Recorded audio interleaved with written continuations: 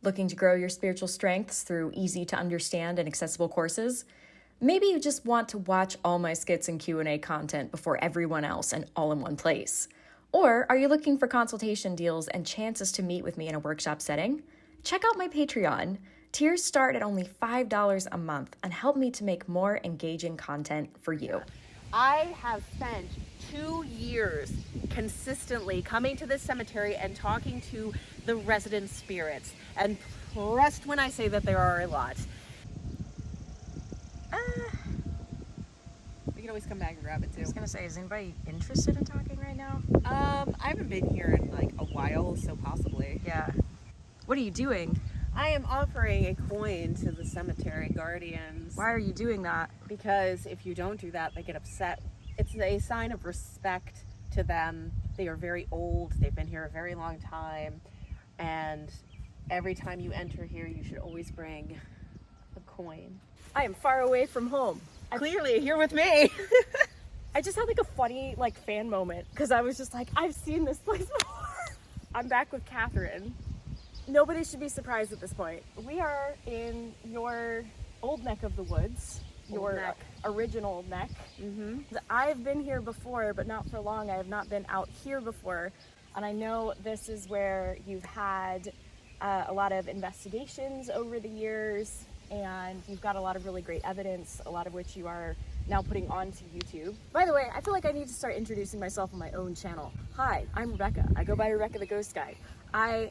Over the years of being online, have come into understanding that I am a psychic medium. It's something that I've apparently been doing a long time, and I didn't understand how it worked for the longest time. And so now I work with people on understanding their skill sets as well, because a lot of people have skill sets that they're just not aware of, and that's one of the things that I go into. In fact, that's something that we did in Wilmington. You came to my town, and I was just like, wow, you're doing really good. You're getting a lot of really great things. It's totally lining up. Years later. And now I'm a reader on her team. This is what I do. People meet with me and I'm like, I believe you. But also I don't just say that for everybody. I listen to people and I see how they're reading and I read into their energy, and that's what I do. Not my audience begging me to do reads here from the very beginning, and me being like, I'm not a medium. All the while I was like, it's okay. You don't have to call yourself a medium. That's fine. And yeah. Me being like, I think she is. I don't want to put labels on anybody because that's uncomfortable. And you tell the folks on my channel, who are you? Again, if anybody's new, you're welcome here. And where are we? Well, hello there. My name is Catherine. I'm your friendly neighborhood paranormal investigator, and welcome to the Rieglesville Cemetery, the cemetery of myth and legend in this area, considered one of the most haunted towns in Bucks County. And the house that I grew up in, not to brag, is called the most haunted house in the area. I have gotten so much evidence from this specific place, in actually the specific location we're standing in right now. Lights touching, things physically moving, ethereal hands coming from the sky. Wild. It's a wild place. It's been such an adventure to restart my paranormal investigating by going, I should just go to the cemetery. I feel like you've made this no-name space famous. I didn't know about this place before. You were like, yes, this is Rieglesville, and it's got a lot of history here, which is cool. This is one of the oldest towns in Bucks County, one of the, I would say the top 5 at least. A lot of people don't see it that way because of when the town was actually incorporated. In 1906 we were officially incorporated, but this area has been built up since the mid-late 1700s. What started as a blurb in a little booklet from 1648 from Beauchamp Plantagenet, which I had to call the Library of London to find, a little blurb of just hey, this is a thing that exists up in this place, turned into the town that it is today. The cemetery, though you see all of these stones behind us, there's probably about, I think, conservative estimate is about 3,000 people are buried in this graveyard. Fun fact about Rieglesville, there are more dead people that live here than living people. We have graves all marked around here, but there are graves that are unmarked that are older than the oldest graves. And I know where the oldest grave is.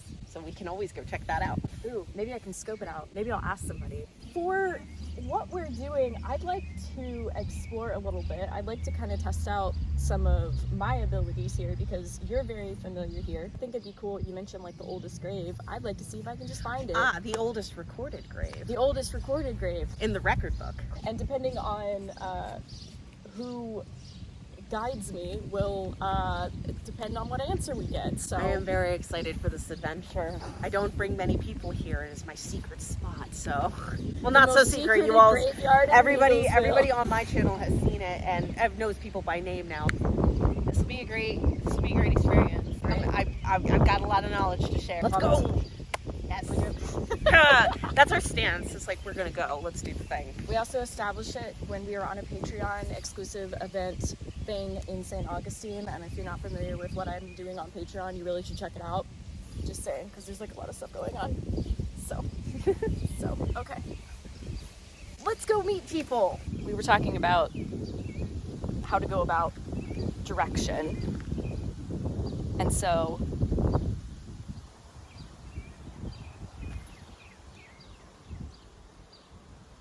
those are the guardians. You've talked about them before. Yes. There, far side, church. Tall.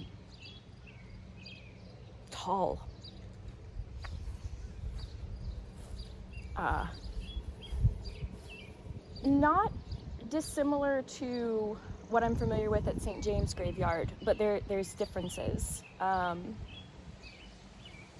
there was like a nod of acknowledgement of like, you're talking about me. I was like, yes I am, hello. I am weird. I get this from spirit guides sometimes too, where I'm just like, yeah, hi, I'm talking to you. And they're like, why are you so weird? And I'm just like, cause I'm me. Cool, thank you. Can you show me where the oldest grave is? Just what a time. Age is not a word of age. They're just like, what age? The first plot. Sweeping motion. It's just like, I appreciate your helpfulness. Okay, so I'm gonna flip this since you're on this side. Okay. That's funny. I actually feel something here. It's just kind of like, come. And I'm like, okay.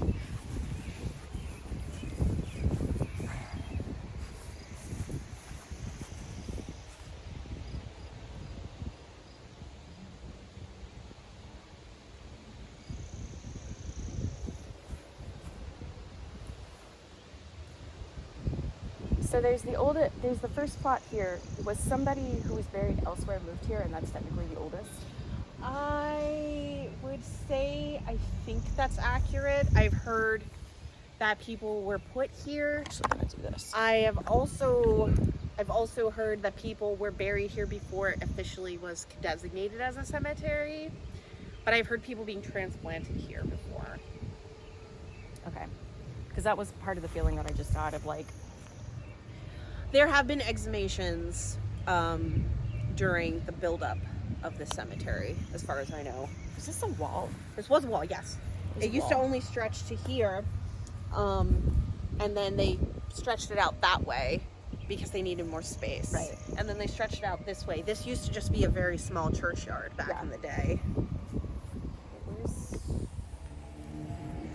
could also pick any three denominations. And on the other side of the wall, it's like totally different. Okay. I'm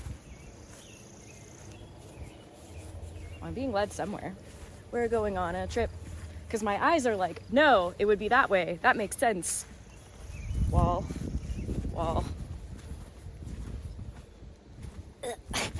The energy's different here. Okay.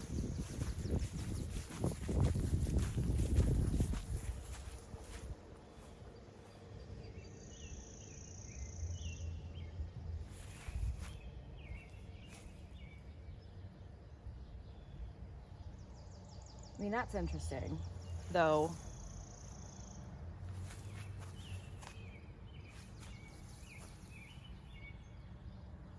That's the 1800s. Look at this poker face over here. I'm just waiting for you to pick a spot. Oh, man. Okay. Hold on, let me... I can eeny this. P.S. If you haven't watched the episode where we went to Savannah, Georgia, you should. Because I keep getting here. But, like, not literally here. Like, that's the weird thing. Here's an maybe older one down here. It's like, it's old, but it comes with a caveat. Like, that's the feeling that I get, where it's, hence the guide being like, what does that mean? What does old mean, right? I could give you insight. Thank you for coming to our office. It's a good office. Very, very, very breezy right now.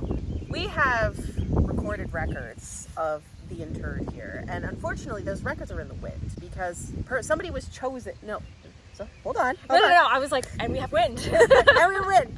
So the person who's in charge of the cemetery got the records and just kept them.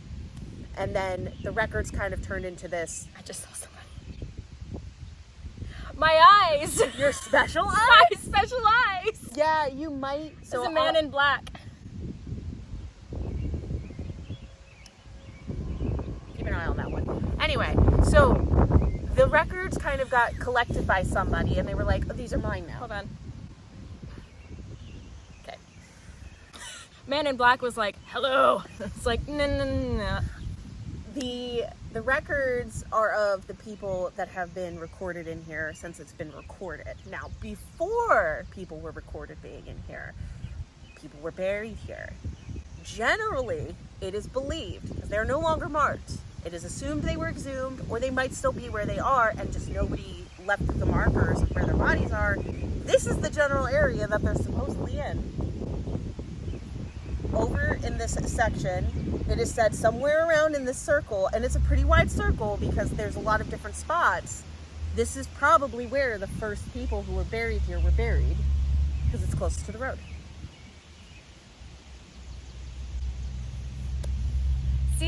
See, I did the thing where I was doubting again. We did this in Richmond. Remember, I was like, I got vampire. That doesn't make sense. And I just lost it. Generally, I had done a lot of research to try to figure out, I've found markers of pictured markers of the oldest from the records, from the readings, from the newspapers, from all of the research I've done. There are unrecorded, unmarked people buried here that are much older than what is known. So, in this general area. Thank you, Guardian. I am really surprised that you came in here the first time and they were like, yes, I'm going to show you. I'm shiny. It took me a long time to build up rapport with them. I think it was also what you came in with. Also, you like acknowledging them, but they may have been trying to talk to you and you're like, I'm not hearing that. Oh, we can talk about how they spoke to me in another time in this video. When you said tall, I was like, yep, those are the Guardians. They're like 7-8 feet tall. Mm-hmm. I've seen their shadows in the dark. They leap through the cemetery like deer. Yeah, like I got like really long legs. Yep, really long legs. Yeah. Long limbs. Like, one of my friends described them as like Slender Man-esque, and I was like, yeah, but it's not that you feel danger when you see them. It's just very surprising They're to very see tall. This huge shadow, very tall and thin, just through the cemetery. Mm-hmm. You're not expecting to see someone leap through graves. Yeah. Thank you for all of that validation. You're most welcome. That was very exciting. That's what I do. That's what you do in consultations, too. That is what I do in consultations, and you can book me. Sometimes it's just helpful to be like, hi, I think I had this experience and I saw this. And then to also be able to talk to somebody who's like, oh, I could look at that experience psychically and tell you what I see, and then we can combine, Yes, I've done that with people too. Yeah. Mm-hmm. It is really just so empowering, like, and you do this for me all the time, where I'm just like, I like the man in black who's over there. There's a couple of those. Yeah, well, that guy, it was interesting because I felt him coming over, and it's like, he was standing up straight, and then he noticed that we noticed him, because I noticed him, and I was like, yeah, and then he was like, and then he like started to lean with his head a little bit and like come forward, and I was just like, and I know exactly who that is. Well, since he's around and he's very interested in us, I put up a little barrier over here to just kind of be like, we're not talking right now, but you can, you know. One of the things you need to do in this cemetery, and I cannot stress this enough, is you keep your eyes open. You might see someone here leaning over graves or sitting by them, and they might not be people. That happens very often here. Keep your ears open. You may hear things that don't make sense. You might hear hooves of horses walking through the cemetery when we don't have horses up in this area very often. There are farms, but not here specifically. You might see horses that aren't actually there. There's so many things that could happen while you're here. It's a great experience overall. This man doesn't like you. No, he does not. Because there's a lot he's saying. What is he saying? What smack is being spoken on me on this day? Because I'm not really tuned in. I'm more in the mindset of history. Yeah, right you're now. doing the historian thing, which I appreciate. I'm not tapped. I know what to expect here. Yeah. Okay, he's one saying that you've been gone a long time. Okay, yes, that is true. Did you think you could escape? What you been tapping into? They're very extra here. He's coming from over there, right? Like, he walked over there, and then he was over there at first, and then I saw him there with my eyes, which those of you who know, I'm opening up my visual clairvoyance. A lot of it is inner eye clairvoyance, but no, I saw him walking, and it was like a stomping. Yep, that's one of the guys that doesn't like me. There's a few. I'm gonna say it's because some of your energy has changed, that he's looking at it and being like, you can't get out of here. Because he was there, and then he was kind of going back and forth. I want to do something really quick. I'm tapped in, or I should say tapped down. When I do investigations, I tend to tap down, not out, because I want to focus on It's two different the sides tangibility of it. Yeah. Should we turn the angle so that we can have him in the shot? Sure. Yeah, let's do that. We changed the angle because he's like back there. Yeah. I want to do something, and since you're tapped to him, I'm gonna do something, and I want you to tell me what the reaction is, because I have not been back here since I started to do all the work I've been doing. No wonder he was like, you can't leave here. So bad down here.